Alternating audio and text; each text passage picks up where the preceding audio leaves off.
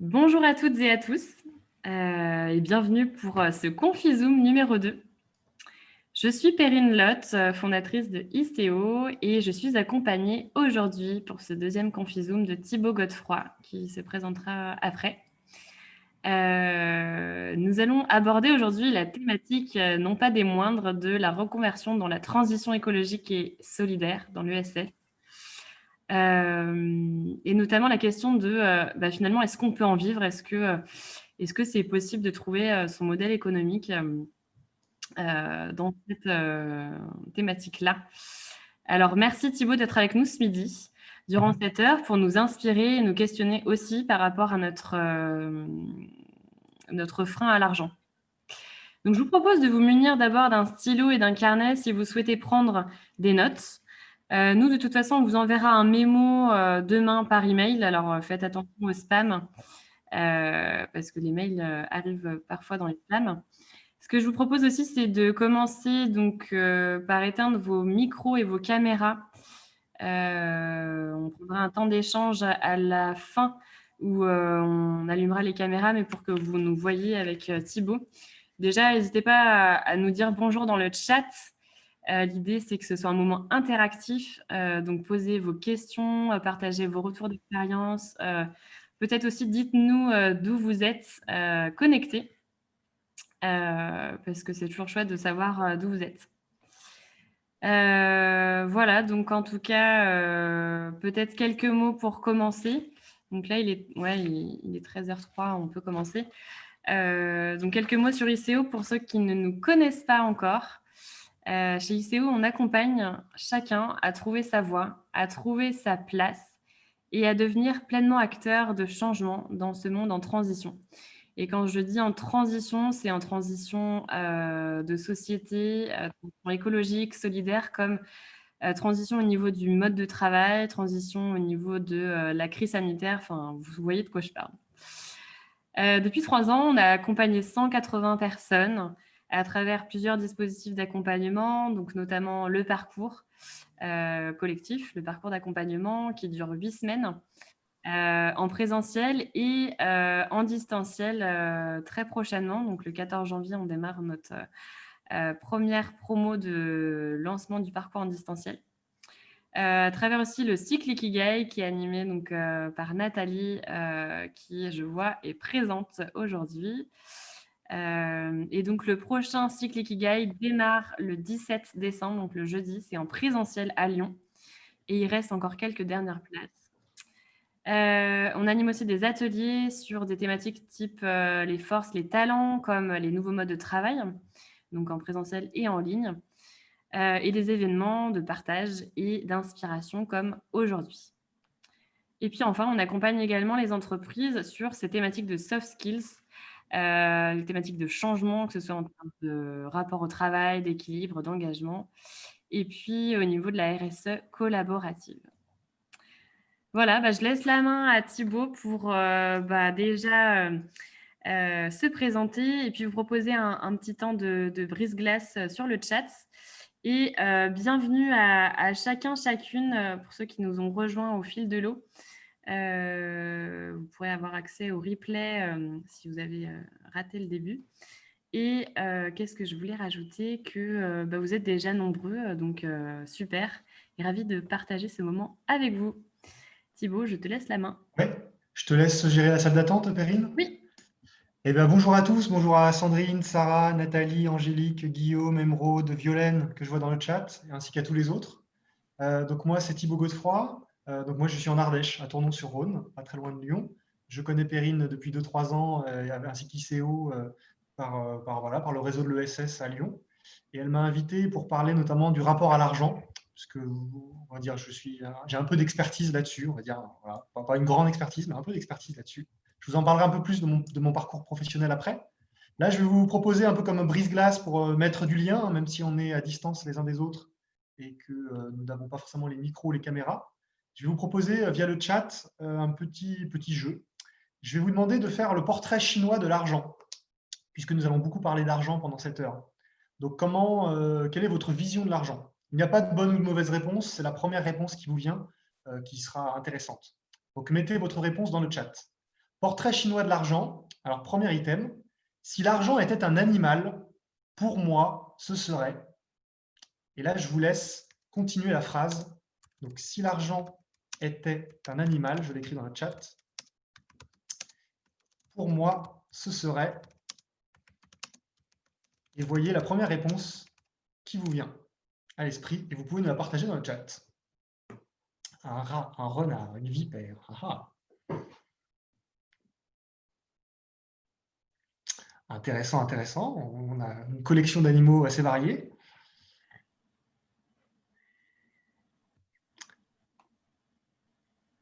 Ah oui, effectivement, là, on a un panel d'animaux, là, c'est intéressant. Alors, pour l'instant, je lis donc rat, renard, vipère, cochon, écureuil, serpent, requin, hyène, ainsi que corbeau. Eh ben, ok, très bien. S'il y en a qui n'ont pas encore eu le temps de répondre, vous pouvez continuer dans le chat. Donc, voilà, si l'argent était un animal. Une fourmi. Ah oui, effectivement, une autre image qu'on peut avoir de l'argent. Maintenant, je vous propose autre chose. Si l'argent était un pays, pour moi, ce serait. Et là, pareil, vous pouvez indiquer dans le chat quel pays vous vient à l'esprit en premier quand vous pensez à l'argent.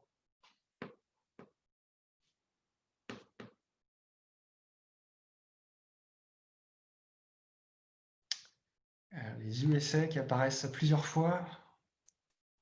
Une île déserte, d'accord.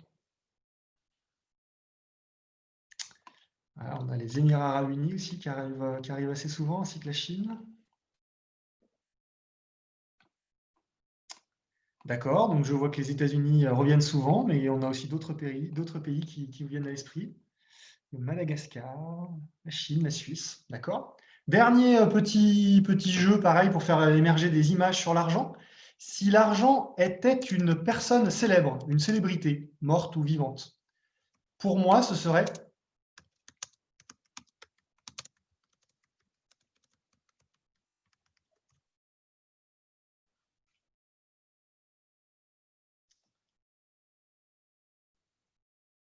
Alors, nous avons des personnages américains pour l'instant, ou des personnes américaines. Pierre Rabhi. Ah, là, on n'est plus dans les États-Unis.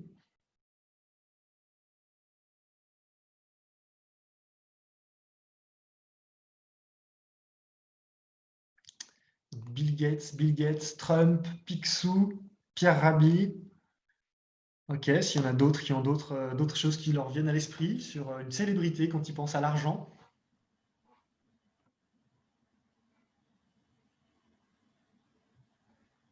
Je vous laisse encore 10 secondes.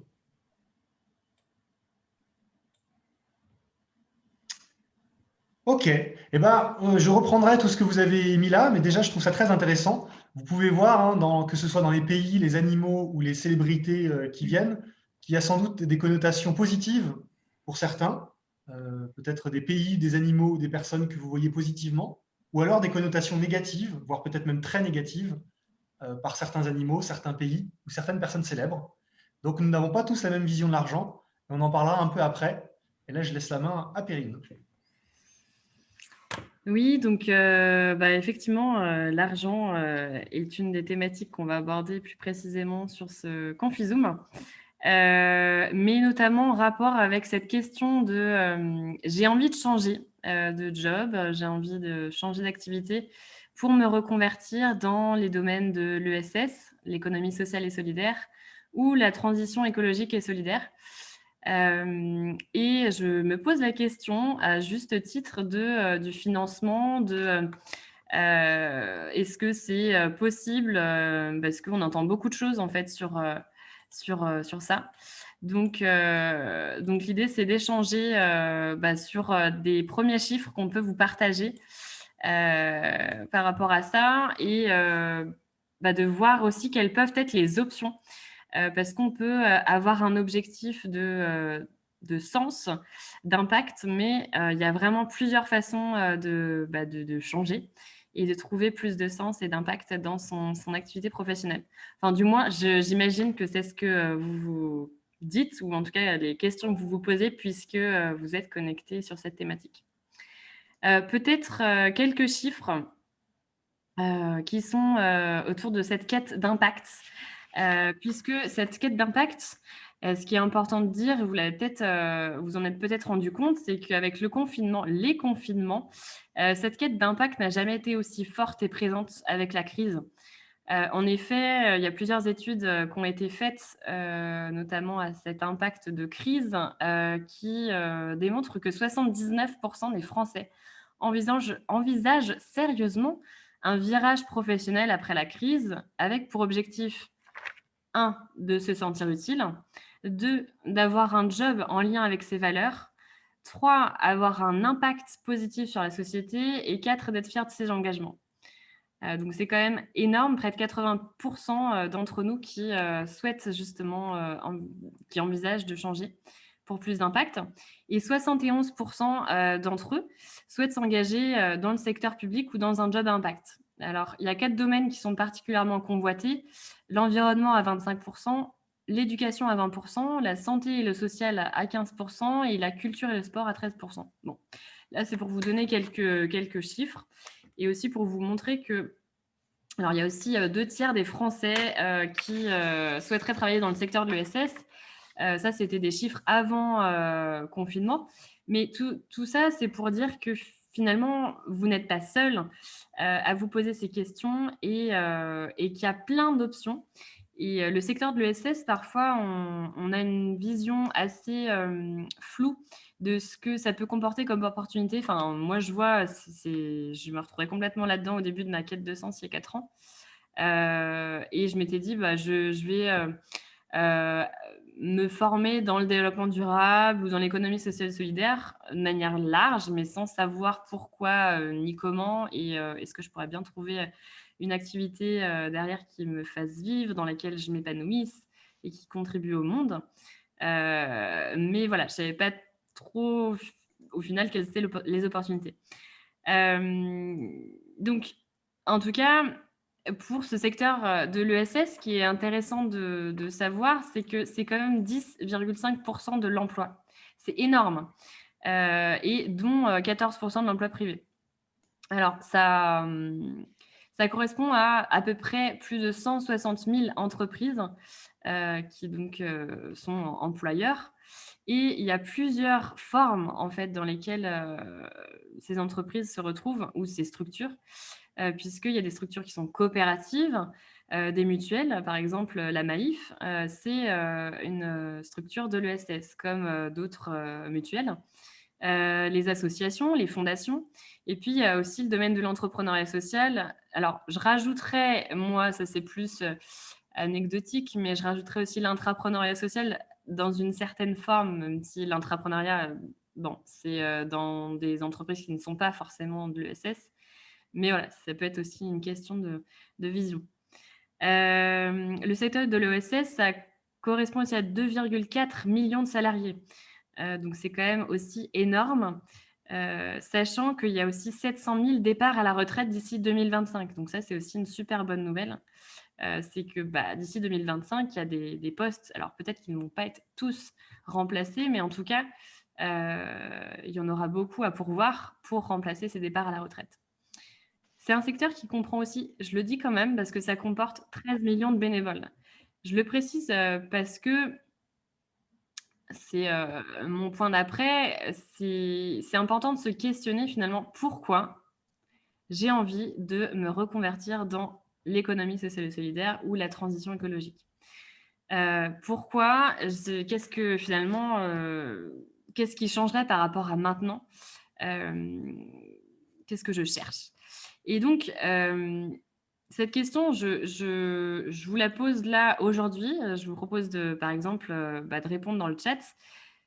Pourquoi vous avez envie, vous vous posez cette question de cette reconversion dans l'ESS? Qu'est-ce que vous y cherchez? Et puis, si vous êtes connecté aujourd'hui, c'est que peut-être vous posez la question de, la dimension financière. Heu, Est-ce que vous pensez qu'on peut en vivre et comment? Donc je vous laisse, commencer à répondre, dans le chat. Alors Oui. je vois une question, Nous répéter les heu questions, Perrine? oui, où trouver ces chiffres? Alors je vais vous mettre dans le chat les sources que j'ai indiquées notamment sur l'ESS. Et je vais peut-être compléter en attendant vos réponses. sur justement pourquoi vous souhaitez vous reconvertir et puis le rapport à l'argent finalement. Est-ce que vous pensez que c'est possible de se reconvertir dans l'ESS et quels freins peut-être? Je compléterai juste pour terminer sur cette partie chiffrée sur quand même une réalité qui est qu'au niveau des salaires, il y a quand même des écarts salariales variables entre 20 et 30%, notamment dans les grandes métropoles. Alors, parfois, dans les villes moins grandes, il n'y a quasiment pas d'écart, mais quand même, on parle beaucoup de oui, j'avais le même poste avant, mais là, maintenant que je travaille dans l'ESS, j'ai perdu plus 10, plus 20% au niveau de mon salaire. Ça peut être une réalité. Donc, c'est encore quelque chose sur lequel je pense il faut se battre pour pourquoi en fait on n'aurait pas les mêmes salaires. Après, ça correspond à plein d'autres choses, mais en tout cas, c'est des réalités. Donc, c'est important de se poser la question du rapport à l'argent. Donc, on le verra juste après. Alors, je ne sais pas, Thibaut, peut-être qu'on a des réponses sur cette question de reconversion.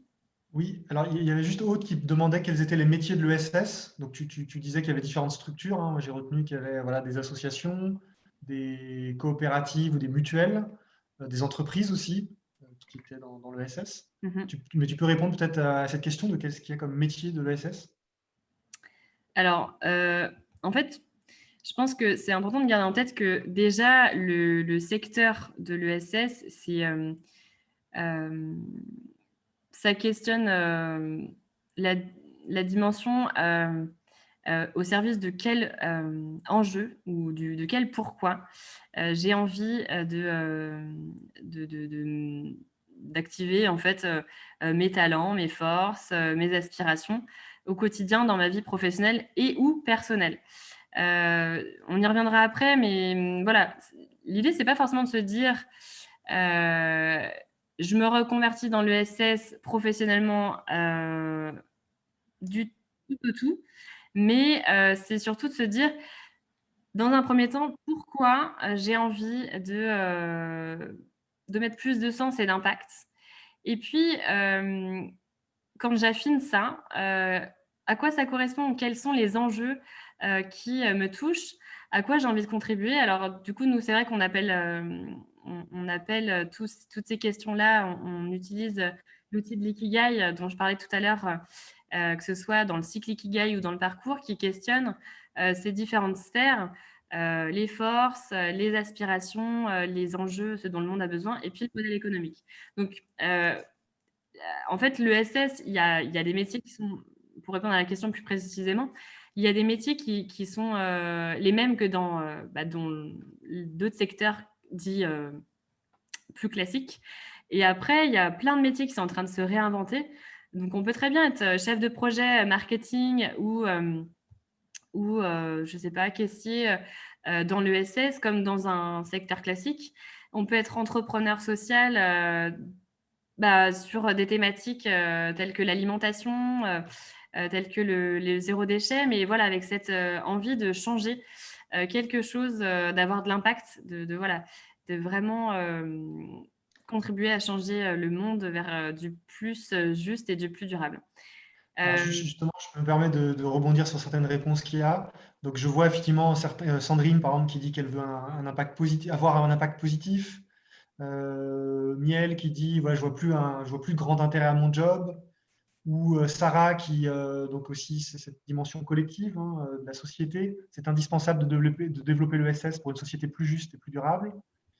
D'autres qui disent justement qu'ils ne veulent pas travailler pour des actionnaires, mais qui veulent travailler au service de notre communauté et de la société. Donc voilà, je vois des réponses qui justement voilà, répondent aux valeurs effectivement de l'entrepreneuriat social et solidaire, qui a pour but non pas de faire du profit, mais bien de servir la société, que ce soit la santé, que ce soit l'écologie ou l'éducation ou d'autres secteurs de la société. Tout à fait. Je vous ai mis dans le chat, en tout cas, merci pour ces premiers partages. N'hésitez pas à vraiment rebondir et nous partager vos réponses, vos retours d'expérience et puis vos questions.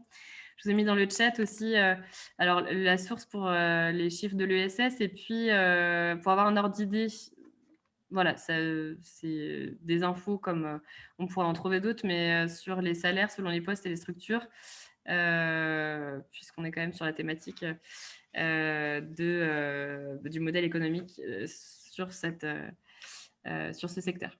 Je rebondis sur l'intervention de Sandrine qui me paraît intéressante, où elle dit, oui, je pense qu'on peut en vivre, mais pour moi, je préfère être au SMIC et être épanoui dans mon travail. Mmh. Donc voilà, en tout cas, c'est ce positionnement qui est le sien, de dire que peut-être c'est pas l'importance du revenu qu'elle le privilégie, mais Mmh. son épanouissement. Donc ça, c'est une des questions qu'on reverra pendant l'heure, hein, effectivement. Qu'est-ce qu'on privilégie? Est-ce que c'est son aisance financière, le niveau du revenu? Est-ce que c'est l'épanouissement personnel? Est-ce que c'est les causes qui nous tiennent à cœur? Ou est-ce qu'on essaye d'associer ces différentes choses, hein, qui ne Mmh. sont pas forcément antagonistes? Voilà, c'est une vraie question. Ouais, et effectivement, bah, merci, c'est une excellente transition. Hem et bah, justement, moi, il y a un exemple là qui me vient en tête, j'ai eu quelqu'un au téléphone il y a quelques semaines qui me disait, voilà, j'ai envie de travailler dans l'ESS, j'ai postulé, il y a pas beaucoup d'offres, j'ai postulé, j'ai quand même, je pense, un bon CV, des compétences, reconnues, et pour autant, on me dit à chaque fois que je suis pas crédible, que j'ai pas l'expérience ou autre, et finalement, je suis en train de me dire: «Mais je postule un peu à tout et rien, et je sais juste que j'ai envie d'avoir de l'impact, mais je sais pas, précisément, ce que j'ai envie de faire, quoi», et c'est vrai que, bah, donc cette personne, me questionnait par rapport à par rapport à ce qu'on me proposait, c'était trop tard ou trop tôt, je pense que c'est important de se dire, je reviens à ce pourquoi, mais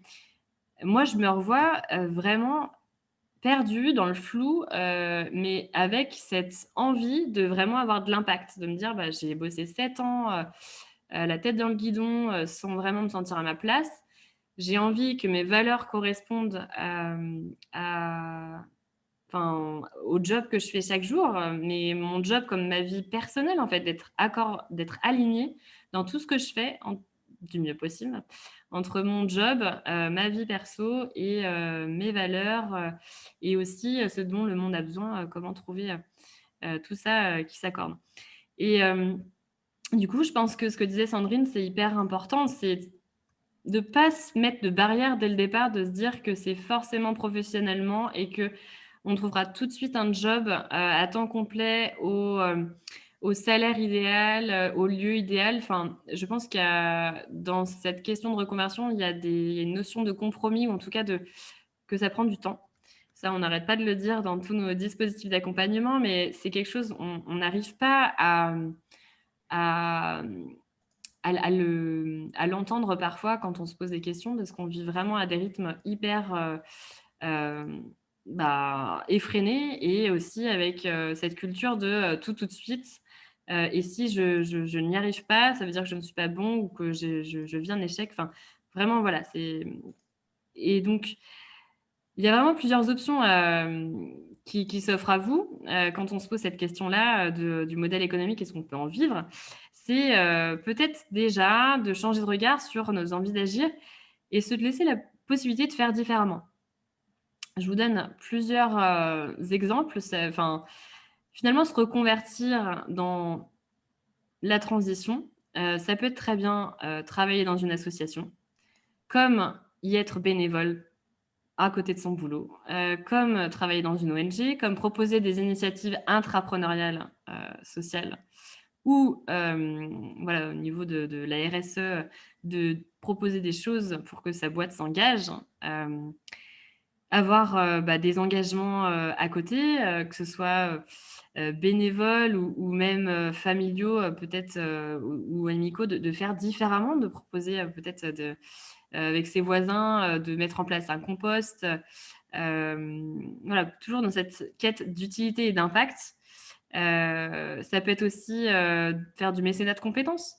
Par exemple, bah, il y a une association qui s'appelle Vendredi, il y a aussi Pro Bono Lab à Lyon, qui propose, bah, quand on est salarié, de commencer à mettre à disposition ses compétences pour, des structures associatives, et puis ça peut être l'occasion de monter en compétences ou de tester, par rapport à certains enjeux, bah, voilà, si, j'ai envie de m'investir dans la cause de l'égalité, peut-être que, homme-femme, bah, peut-être que, si j'ai un engagement bénévole ou du mécénat de compétences dans une association, de ce type, ça va me permet de mieux connaître le secteur, de savoir même les options, les possibilités d'emploi, ou de création d'entreprise si j'ai envie de monter ma boîte, de salaire, de réseau. Vraiment très important le réseau, notamment dans le milieu de l'ESS et de la reconversion. C'est, hyper, hyper important de, se petit à petit de se constituer un réseau. Je donne d'autres exemples, mais ça peut être aussi, slasher. Donc, ce qu'on appelle, slasher, c'est combiner plusieurs activités. Donc nous, c'est une thématique qui nous passionne chez ICO, notamment, on organise des ateliers, sur, ce mode, slasher, en ligne et en présentiel. Mais donc, c'est combiner plusieurs activités, que ce soit par raison économique ou, par envie, en fait, par intérêt. Et du coup, ça peut être, par exemple, on connaît quelqu'un, qui, bah, travaille dans une biocoop et qui, à côté, est bénévole chez Anciella, qui est donc une association, à Lyon, qui peut être aussi votre porte d'entrée pour vous tester au niveau du bénévolat. Ça peut être aussi de créer une initiative, voilà. Mais après, bon, ça, c'est des options, mais peut-être que déjà de se questionner sur de quoi est-ce que j'ai besoin actuellement pour y voir plus clair? Qu'est-ce qui va? Qu'est-ce qui ne va pas actuellement? De quoi j'ai envie? Est-ce que dans cette démarche de transition, j'ai envie d'y arriver seule ou à plusieurs? Et qu'est-ce qu'il me manque? Je pense que ça, c'est une première question à se poser avant d'arriver sur le modèle économique. Je reviens là-dessus parce que vraiment, on accompagne, beaucoup de personnes qui se disent au départ, «Non mais moi c'est le modèle économique, je sais que j'ai envie de bosser, bah, j'ai peut-être identifié une thématique, mais moi ma place, je sais pas trop, laquelle j'ai envie d'avoir et je sais pas trop finalement quelles sont mes forces et puis mon équilibre de vie». Enfin, voilà, j'ai identifié cette cause, mais au final, je me dis que waouh, il y a aucun poste, à pourvoir et cetera et du coup, je pense que c'est important de se poser la question avant, de prendre du recul, de se dire: «OK, où est-ce que j'en suis et comment je me projette par la suite et est-ce que j'y vais seule, à plusieurs? Qu'est-ce qu'il me manque?» Et puis ensuite, questionner ce modèle économique personnel. Je pense que c'est quelque chose aussi, on n'a pas forcément l'habitude, de se poser cette question-là, mais vraiment de prendre un temps. Je vous invite à le faire peut-être là, maintenant ou plus tard, mais de combien ai-je besoin par mois? Financièrement, qu'est-ce qui est, le minimum viable? Moi, quand j'ai fait cet exercice, je me suis rendu compte, il y a 4 ans, que finalement, il y avait pas mal de dépenses que, je pouvais limiter où en fait, je m'étais mis une montagne sur, «Mais il faut absolument que je gagne X euros» parce qu'on m'avait seriné ça dans mon école de commerce, encore une fois, cette culture, voilà, de l'argent, mais je pense que Thibaut y reviendra après. Jusqu'à quand je peux fonctionner avec ce seuil minimum? Quel objectif je me fixe par rapport à ça? Voilà, de se poser la question autrement de ce que l'on nous a appris et en faisant avec sa propre réalité économique et contextuelle.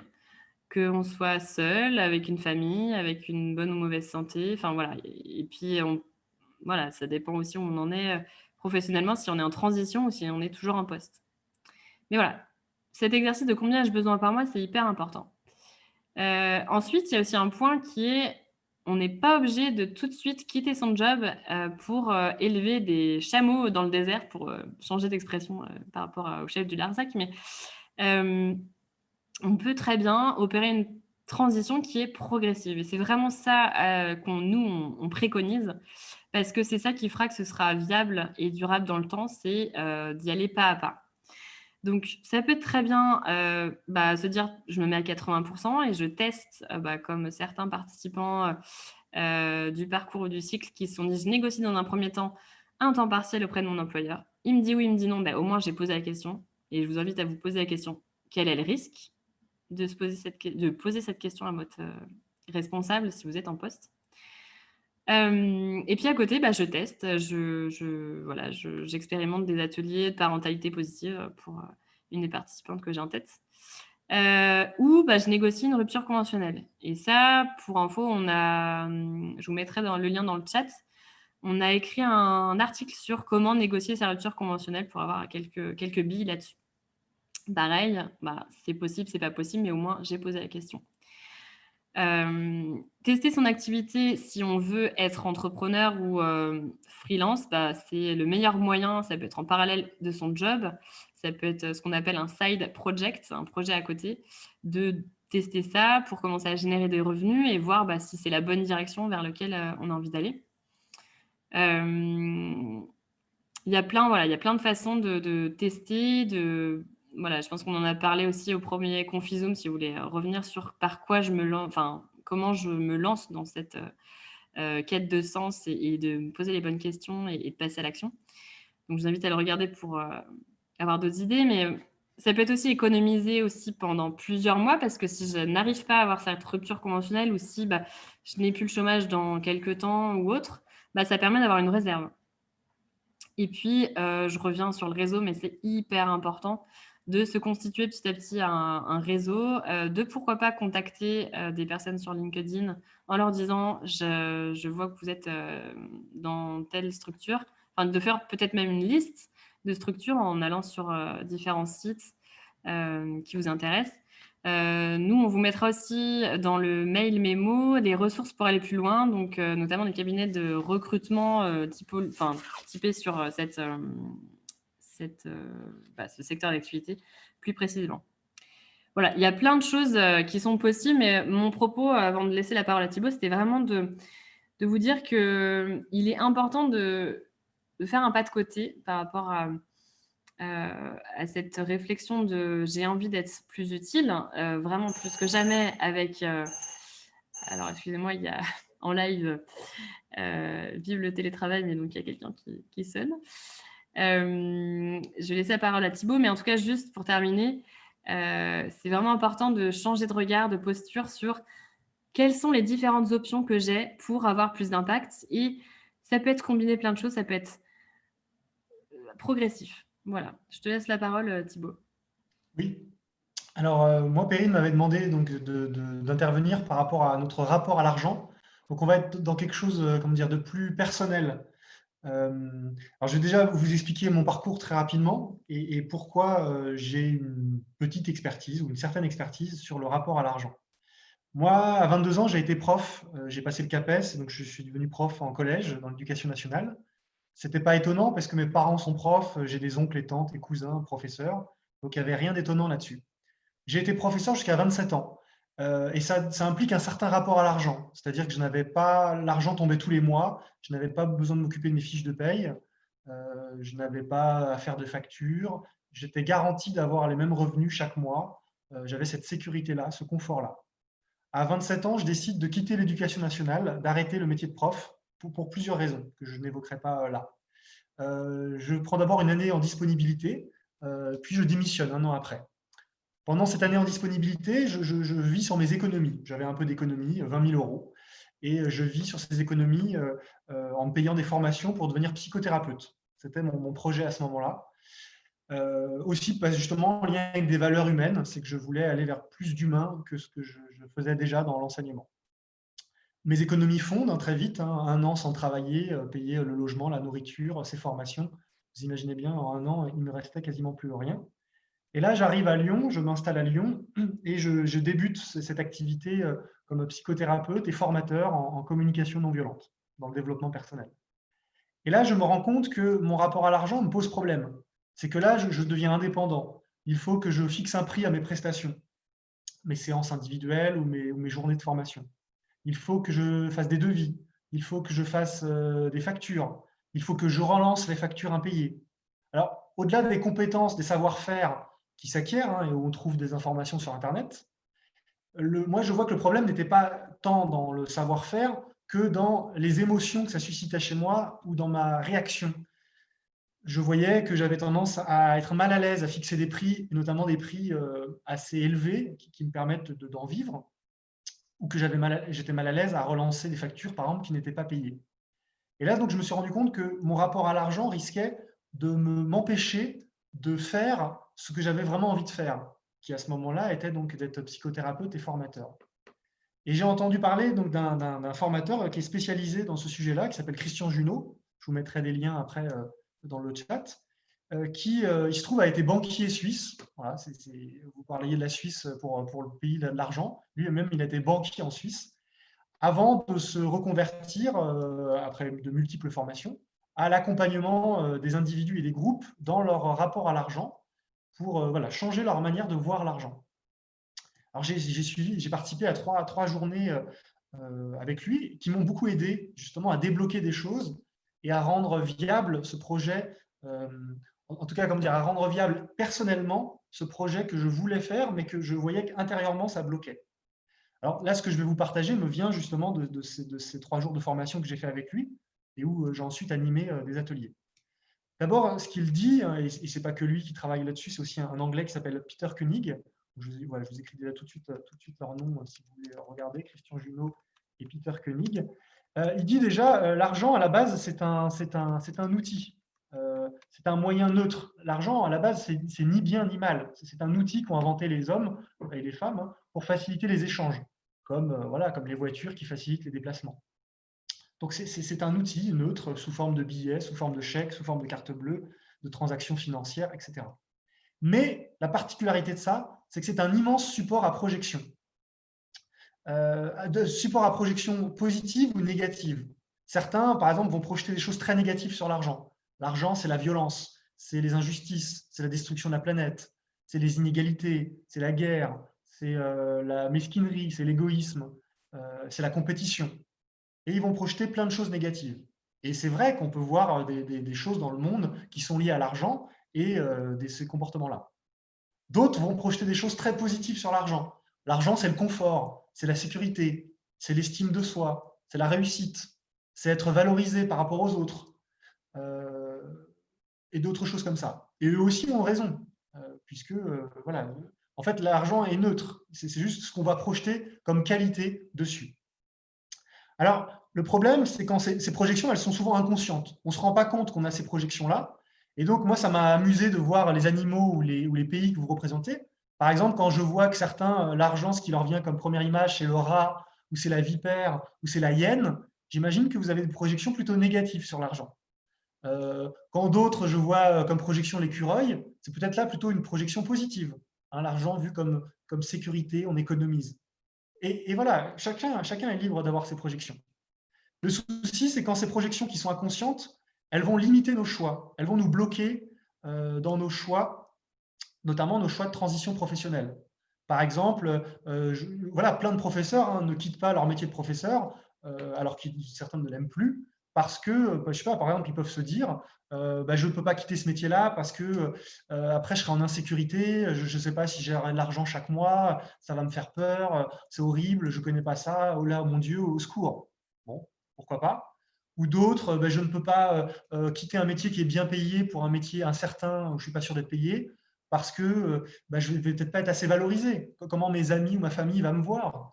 Est-ce que je vais être peut-être vu comme non plus comme une réussite, mais peut-être comme un échec? J'aurai moins d'importance pour la société. Vous voyez toutes ces idées qui viennent de notre tête, chacun, qu'on peut avoir et qui peuvent donc générer des peurs. Des peurs qui font qu'on ne va pas suivre nos envies. Alors attention, je distingue 2 types de peurs. Il y a des peurs tranquilles, rationnelles, qui sont à notre service. C'est très bien de s'inquiéter un peu de comment on va, un peu, voire d'une certaine quantité, de s'inquiéter de quel revenu on va avoir dans les mois prochains et l'année prochaine, notamment si on a des enfants, une famille ou un prêt à rembourser.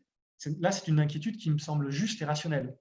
Par contre, quand il y a beaucoup d'émotions, quand c'est très intense, quand ça nous paralyse, quand ça nous bloque, quand ça nous fait cogiter sans arrêt, et bien là, ce sont des peurs irrationnelles, ce sont des peurs excessives. Et c'est là où ça va nous limiter, nous bloquer dans nos choix. Et peut-être dans notre transition professionnelle, d'aller d'un métier valorisé financièrement et sécurisé vers quelque chose de peut-être plus incertain, de peut-être moins reconnu socialement et donc moins bien payé, ou voilà, d'autres choses comme ça. Alors, ce rapport à l'argent qu'on a, souvent, il va nous venir de notre famille. Il peut nous venir aussi de notre histoire personnelle, quelles études on a fait, quel métier on a fait, quel est notre conjoint, etc. mais ça nous vient aussi beaucoup de notre famille, nos parents, nos grands-parents, puisque quand on était enfant et adolescent, on a découvert le monde du travail et l'argent par l'intermédiaire de ce qu'on a entendu et vu de nos parents et de nos grands-parents. Alors justement, je vais vous proposer quelques questions pour vous-même vous faire un petit peu travailler là, sur votre rapport inconscient à l'argent et le rendre conscient, passer de l'inconscient au conscient. Je vous mets les questions dans le chat. Hop, est-ce que voilà, tac. Alors, première question, et vous pouvez soit répondre vous-même dans votre tête ou à l'écrit, soit même le partager dans le chat, hein, si vous le souhaitez, c'est intéressant aussi. D'abord, première question, quel métier faisaient mes parents? Gagnaient-ils peu ou beaucoup d'argent? Sachant que ça c'est relatif, mais en tout cas, vous, quelles images vous avez de ça? Est-ce que c'était de manière régulière ou irrégulière? Peut-être c'était saisonnier ou peut-être ça dépendait des années. Et à quelle catégorie sociale appartenions-nous? Voilà, est-ce que quelle catégorie sociale vous aviez le sentiment d'appartenir? Et puis, deuxième question, qu'est-ce que vous avez entendu vos parents, vos grands-parents dire sur l'argent? Quelles expressions étaient employées? Hein, il y a beaucoup d'expressions sur l'argent. Voilà, par exemple, l'argent, ça ne pousse pas tout seul, ça ne pousse pas dans les arbres. Ou alors, le temps, c'est de l'argent. Hein, tout travail mérite salaire. Ben, mais en même temps, on n'a pas les mêmes expressions selon les familles. Et ça, elles nous ont marqué. Elles ont marqué notre vision qu'on a de l'argent et du travail.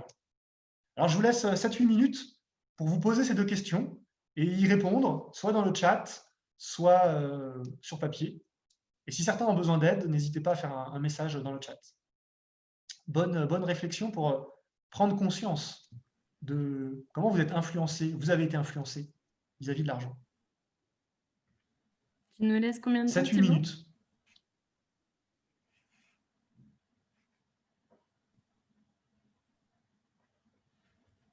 Donc, n'hésitez pas à prendre ce temps pour vous.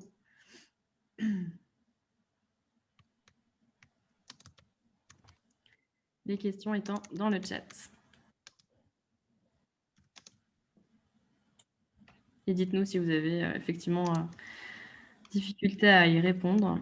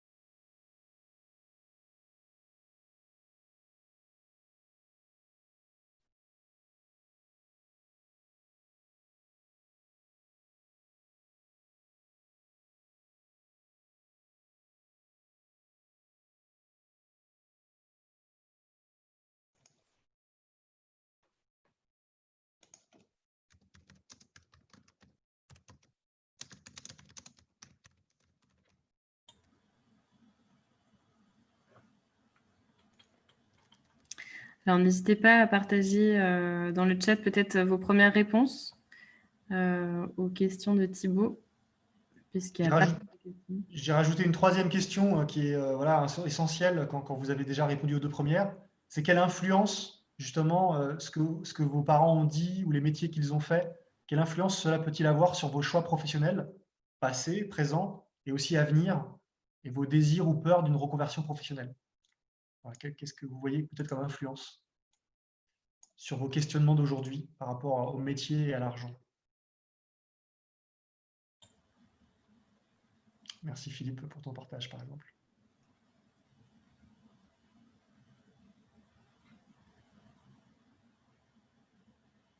Effectivement, effectivement, on peut peut-être lire les premières réponses et puis que vous puissiez nous partager, si vous n'avez pas de quoi noter, en quelques mots, voilà, aux réponses de Thibaut pour que ce soit le plus interactif possible. On a déjà Violaine et Philippe qui ont des réponses. Je laisse peut-être la main à Thibaut pour nous les partager. Eh bien, une question, là maintenant ou plus tard, et à voir notamment, la dernière question me paraît la plus importante, c'est voir l'influence que les métiers qu'ont fait vos parents ou ce que vous avez pu entendre sur l'argent a encore sur vous, parce que c'est une première étape déjà d'en prendre conscience pour pouvoir se donner plus de liberté et justement pouvoir faire des vrais choix professionnels et non pas être contraint de devoir faire en fonction que de ses peurs. Alors, le petit message là, que je voudrais donner, donc déjà je vais vous mettre dans le chat là, les liens déjà vers un livre de Christian Junod, si certains veulent aller plus loin sur ce sujet, et puis aussi une vidéo YouTube de 20 minutes qui parle bien de ça.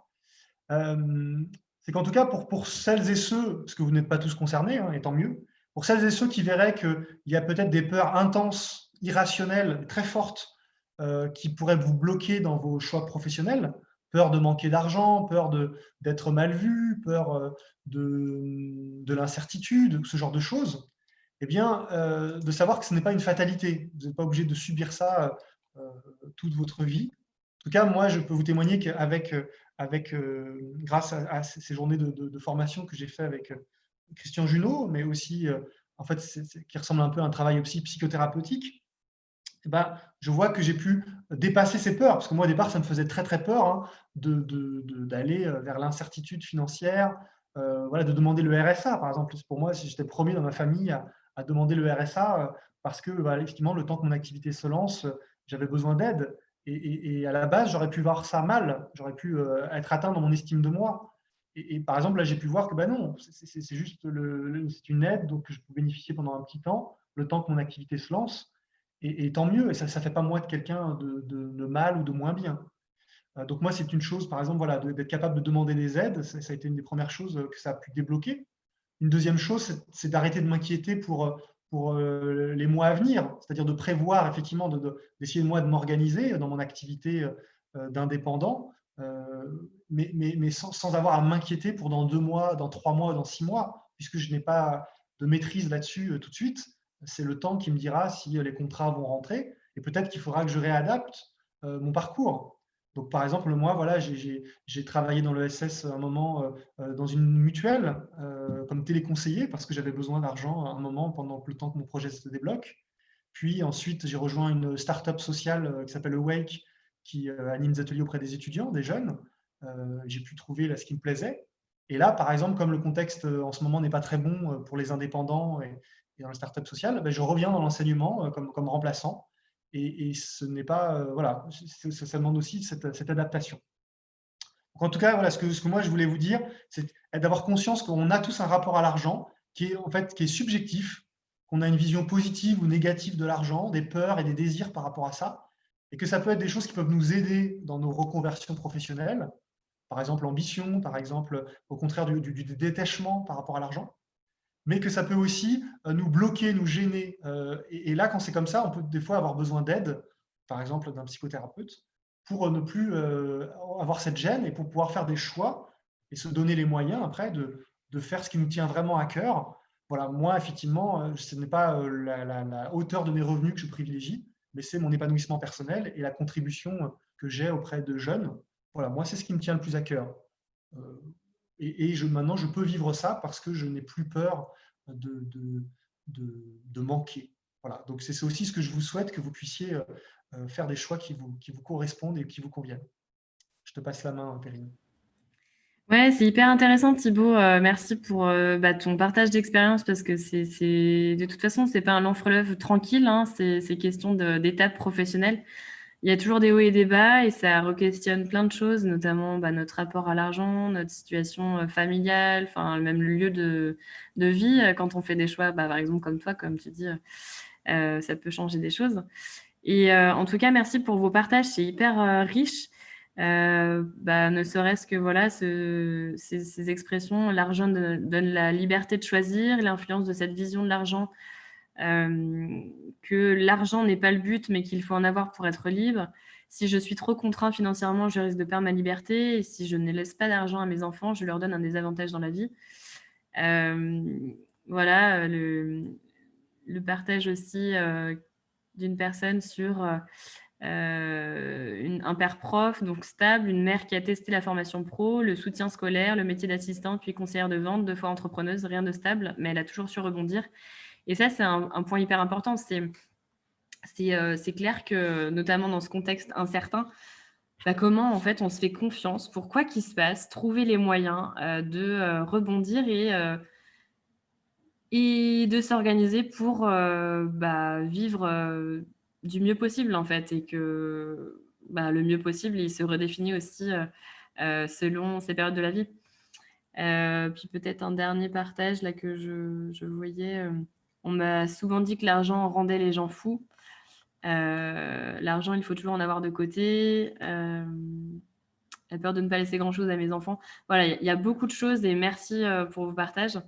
Je pense que ouais, ce qu'on a dit, l'un comme l'autre, finalement, ça peut aussi se résumer sur cette façon de réinventer notre façon de faire, de penser, de construire en fait notre propre modèle économique personnel, et que ça se fait petit à petit, et que peut-être il y a des postes qui vont pas être à pourvoir tout de suite.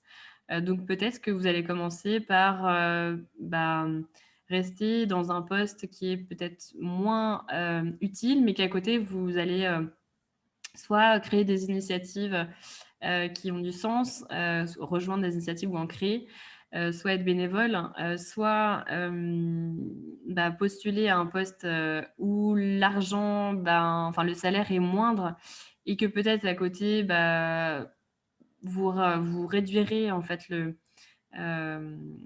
vos besoins pendant un temps, mais parce que ce sera OK pour vous et que vous aurez fait ce travail de combien j'ai besoin pour vivre, ou peut-être ce sera un temps partiel et à côté de ça, une activité qui vous permet d'avoir un peu plus d'argent.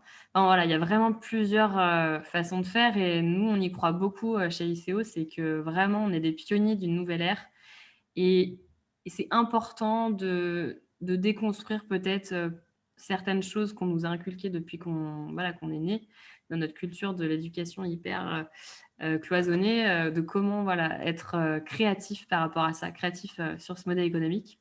Déconstruire certaines croyances, mais en même temps, c'est un véritable frein dans ces reconversions, ces transitions. Donc, c'est surtout pas de l'occulter, mais de faire avec et d'identifier quelles sont les peurs, comme disait Thibaut, il y a des peurs qui sont liées à ça, de les identifier, de savoir comment je les dépasse. Déjà, comment je les comprends, ces peurs, comment elles fonctionnent, comment je les dépasse ou comment je m'appuie dessus pour avancer dans mes projets, dans mes objectifs.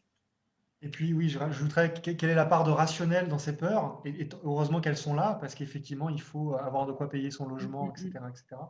Et quelle est la part d'irrationnel, où là, peut-être, je peux, avec de l'aide, m'en séparer, et je serai plus libre sans ces peurs irrationnelles. Complètement. Et ce que je vous propose, peut-être pour les 10 dernières minutes qui nous restent, pour celles et ceux qui ont des questions, alors j'en ai déjà une en stock auxquelles répondre, mais pour celles et ceux qui ont envie de poser une question, je vous propose d'allumer votre caméra et de vous signifier avec un bras, comme ça je vous laisse la main, je vous coupe je vous active le micro si ça vous va. Donc, n'hésitez pas à vous signaler en ouvrant votre webcam. Et en attendant, j'avais noté une des questions qui était autour de la formation. Donc, quelqu'un qui pouvait se faire financer une formation par son entreprise. Donc, déjà, c'est super. Et parfois, on n'ose pas demander, mais les entreprises sont aussi partie prenante dans ces questions-là. Et la question de la formation, est-ce que vous avez un avis sur des formations ESS à Lyon ou ailleurs, en master ou autre? Moi, j'aurais envie de poser la question de pourquoi vous avez envie de faire cette formation. Qu'est-ce que vous y cherchez précisément? Parce que en fait, c'est comme quand je vous donnais mon exemple de je vais me faire une formation dans le développement durable en quittant mon job, et dans 3 mois, je serai dans telle ou telle structure. En fait, entre guillemets, ça ne veut pas dire grand-chose dans le sens où c'est trop large. Et qu'est-ce qu'on y cherche en fait? Est-ce que c'est une culture de l'ESS? Est-ce que c'est un réseau? Est-ce que c'est des compétences? Et est-ce que c'est de mieux comprendre comment je fonctionne? Quels sont mes enjeux qui me touchent?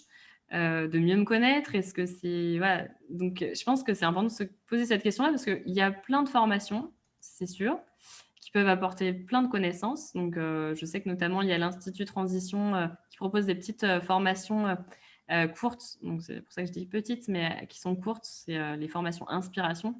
Pareil, on vous le remettra dans le mail de demain sur notamment cette culture de l'ESS. Mais est-ce que, enfin, j'ai eu pas mal de retours aussi de personnes qui avaient fait des formations d'1 an sur le développement durable ou l'ESS et qui se disent OK, and so what? Enfin, qu'est-ce que je fais maintenant? Ça va pas forcément clarifier là où j'ai envie d'aller, quelle est la direction? Encore une fois, cet ikigai un peu boussole, bah, vers où j'ai envie d'aller. Donc voilà, je sais pas si ça répond à la question qui a été posée, partiellement, mais j'aurais pas forcément de conseils sur des structures, si ce n'est, oui, peut-être, bah, l'Institut Transition qui fait, qui propose, ça. Ah, j'ai une réponse, OK. Bah, voilà, les bases de l'ESS, ouais, pour moi, il y a vraiment, plein de choses à mettre en place. C'est pas nécessairement d'entamer une forme enfin, ouais, faudrait voir en fait, selon les objectifs, derrière. Et ça peut être complémentaire d'autres choses, notamment, bah, de se renseigner auprès d'associations, d'aller à des conférences, des ateliers pour, comprendre en fait ce milieu-là. Et d'ailleurs, ce qui me permet de donner l'info qu'on va organiser un 3e Confizoom en janvier. La date est pas encore calée, mais sur, quels sont les acteurs de la transition, de l'économie sociale et solidaire à Lyon, avec les différentes phases finalement, bah, que je sois dans un peu ce questionnement de clarification où bah, finalement j'ai envie de m'engager bénévolement ou d'entreprendre ou d'intraprendre ou de trouver un poste dans ces secteurs-là. Donc ça, on vous donnera l'info dès qu'elle sort ces prochains jours. Est-ce qu'il y a d'autres questions, peut-être? S'il y a des questions, n'hésitez pas, soit en prenant la parole à voix haute, soit dans le chat, que ce soit une question pour Perrine ou pour moi. Oui, ça, effectivement, ça peut être aussi sur le rapport à l'argent, là, pour les quelques minutes qui nous restent.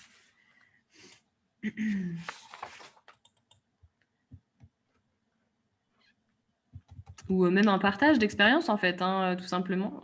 Si quelqu'un, par rapport aux questions, a envie de réagir à chaud sur les dernières... Ah, il y a une question, en tout cas, là, qui vient d'arriver. Je suis en L3, donc en licence en gestion des organismes de l'ESS, et je voudrais savoir qu'est-ce qui m'attend à la fin de ma formation. Quel poste je peux prétendre avoir avec un BTS dans le social et un DUT dans la gestion comptable et financière. J'avoue que je ne saurais pas forcément donner une réponse précise parce que je ne connais pas la formation précisément et les débouchés, mais dans ce cas, je pense qu'il peut être intéressant de questionner les personnes de votre école parce que je pense qu'elle doit avoir plein de réponses.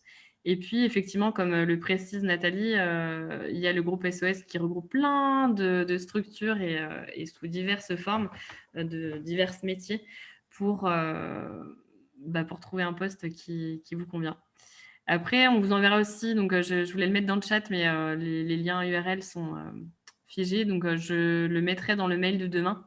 Tous les sites en fait qui regroupent un peu les offres de la transition globalement. Effectivement, merci Sylvia pour l'idée de suivre un MOOC en ESS. Ça peut déjà donner quelques bases avant de se lancer. Voilà, je pense que selon, il y a peut-être quelques étapes avant pour se dire, si j'ai déjà une expérience professionnelle, que j'ai déjà une formation et que voilà, l'objectif, c'est d'acquérir une culture de l'ESS. Peut-être qu'il y a quelques pistes avant qui peuvent être intéressantes de creuser avant de se lancer sur une année complète. Ou peut-être que voilà, il y a des capsules plus courtes qui peuvent être hyper intéressantes, notamment l'Institut de transition ou d'autres structures.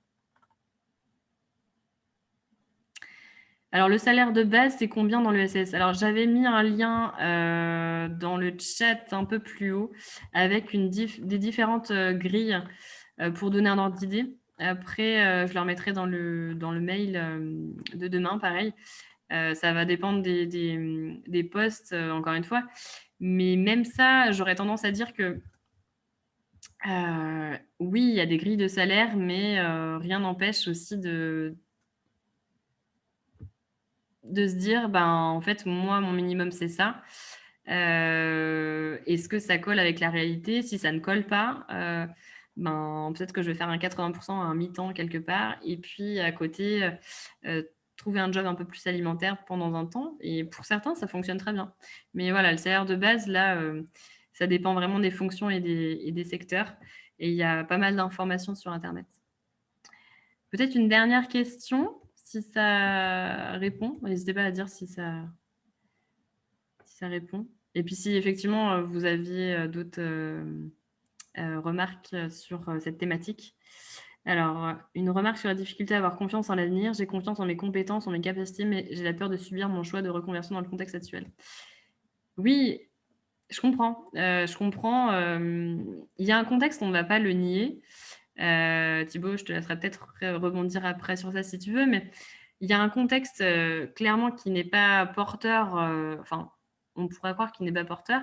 Après, moi, je suis en relation très souvent avec l'APEC qui me dit que, alors, c'est pas spécifiquement sur l'ESS, mais en tout cas, il y a quand même pas une nette baisse des offres d'emploi au niveau de l'APEC. L'APEC qui est l'association pour les cadres. Et je comprends complètement ce questionnement. Et je dirais que bah, cette confiance, en fait, peut-être elle se cultive en testant des choses. Et bah, je sais pas, enfin, ouais, faudrait voir qu'est-ce qui bloque, en fait. De quoi vous avez besoin pour justement avoir plus confiance? Qu'est-ce qui vous fait peur par rapport à l'avenir?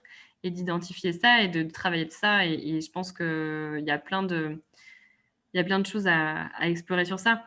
Je veux bien rebondir là-dessus. Je comprends tout à fait, effectivement, les peurs par rapport à l'avenir, au contexte, hein. C'est sûr qu'il y a de quoi. Et là, pareil, c'est aussi une mise en garde importante de dire attention, là, ce n'est pas un contexte très favorable, il y a des risques, il y a de l'incertitude. Il faut prendre en compte ça dans son choix. Et en même temps, voilà, est-ce que je place ma confiance en moi et en mes capacités à rebondir, à essayer des choses, à trouver des solutions, à peut-être revenir à mes choix antérieurs, à me résigner, à faire des compromis, ou à être créatif, ou à innover? Ou est-ce que je place ma confiance dans la société française ou le monde et l'évolution économique sur lequel là, je n'ai aucune prise et où je suis assez impuissant? Voilà, moi j'inviterais plus à placer la confiance le plus possible en nous-mêmes, tout en tenant compte, bien sûr, de ce contexte, parce que ce contexte, bah, on n'a pas de pouvoir dessus. Donc il faut en tenir compte, et peut-être qu'effectivement, ça peut être favorable ou défavorable à des initiatives, et en même temps, essayer de placer sa confiance en soi-même, notamment sa confiance à rebondir, parce qu'effectivement, je pense que dans ces phases d'incertitude, une des capacités importantes, c'est l'adaptation et voilà, et le changement. Et ça, Perrine ou moi, on pourra confirmer, et d'autres aussi parmi vous, que quand on a l'habitude déjà d'avoir changé une fois, deux fois, eh bien, c'est beaucoup plus facile de changer une troisième fois ou une quatrième fois. C'est quand par contre, on a été très stable pendant des années, que là, le premier changement va faire peur, peut-être. Mais en fait, on a ces capacités aussi de rebondir et d'adapter nos choix professionnels en fonction aussi du contexte, justement. Peut-être avant de se quitter, une astuce, enfin, un outil qu'on utilise dans le parcours et je crois aussi dans le cycle Ikigai, c'est la méthode des 5 pourquoi et je trouve qu'elle peut être intéressante pour bah, creuser en fait ce qui nous fait peur dans cette confiance en l'avenir ou voilà, cette incertitude finalement. C'est de vous poser la question, bah, par exemple, voilà, j'ai peur de ne pas arriver à trouver un poste qui justement soit assez, enfin qui soit en phase avec mon modèle économique idéal ou en tout cas minimum. Et du coup, de poser 5 fois la question pourquoi, pour déceler en fait derrière quelle est la véritable raison, la véritable peur, le besoin derrière qui pourrait être à éclairer, à explorer, parce que parfois on se fait une montagne de quelque chose, mais quand on décortique derrière plusieurs étapes en se disant oui, mais en fait, pourquoi j'ai peur de ça? Bah, parce que il y a pas, je pense que je n'ai pas la capacité pour tel ou tel poste. Oui, mais du coup, si tu n'as pas les capacités, est-ce que tu penses vraiment que tu ne peux pas les acquérir ou du moins mettre en place des choses? Enfin, en fait, l'idée, voilà, c'est de se faire son petit chemin et de le faire potentiellement à deux pour que quelqu'un en face vous dise pourquoi et essaye voilà, de vous aider à clarifier ça. Je voudrais moi aussi rappeler une chose qui est importante à se rappeler, même notamment dans ce contexte difficile, c'est qu'on peut être des fois très influencé par les paroles extérieures, hein, tout ce que les gens disent ou vivent autour de nous, hein. Et c'est important finalement toujours de tenir compte du contexte général. Et en même temps, c'est pas parce que pour plusieurs personnes autour de moi c'est difficile que pour moi ça doit être difficile. C'est pas parce que plusieurs personnes autour de moi n'osent pas que moi je ne dois pas oser. mmh, C'est pas parce que plusieurs personnes autour de moi n'ont pas réussi que moi je ne vais pas réussir. Voilà, il y a une différence entre euh, des choses qu'on entend ou qu'on voit et c'est bien d'en tenir compte, mais ça ne veut pas dire que c'est forcément ce que nous allons vivre. Et même dans des périodes difficiles, euh, individuellement, il y a un certain nombre de personnes qui arrivent à s'en sortir, même des fois très, très bien. Donc voilà, donc ne pas aussi se laisser trop influencer par la morosité ambiante mmh, qui est à tenir compte toujours, hein, c'est des choses factuelles, mais émotionnellement, essayer le plus possible de ne pas se laisser teinter par ça, parce que c'est pas parce que les autres sont moroses que nous, chacun, nous devons l'être. On peut aussi mmh. être confiant et optimiste dans cette période. Ouais, merci beaucoup Thibaut pour ce complément hyper important. Alors, je vous propose juste là avant de partir, euh, est-ce que voilà, vous auriez un mot, une action que vous aimeriez nous partager sur qu'est-ce qui vous mettra en mouvement, voilà, quel est votre prochain petit pas sur vos peurs liées à l'argent, votre rapport à l'argent, comment justement vous pouvez peut-être creuser ça ou en tout cas débloquer des freins, des croyances pour avancer pleinement vers vos projets. Donc, je vous propose de partager ça dans le chat. Quelle serait votre prochaine petite action, qu'elle soit simple et mettre en place dès ce soir, dès demain? Est-ce que ça va être contacter quelqu'un? Est-ce que ça va être me renseigner sur tel secteur de l'ESS? Est-ce que c'est de prendre un café avec quelqu'un, en visio-café, pour creuser tout ça? Est-ce que c'est me faire accompagner? Est-ce que voilà. Est-ce que c'est de calculer combien j'ai vraiment besoin d'argent chaque mois, comme proposait Perrine? Quel est Ouais, vraiment mon modèle économique personnel? Voilà, tout ça, ce sont c'est des ça. propositions. Du coup, je vous mets dans le chat en attendant vos réponses pour ceux qui ont envie de partager le prochain petit pas.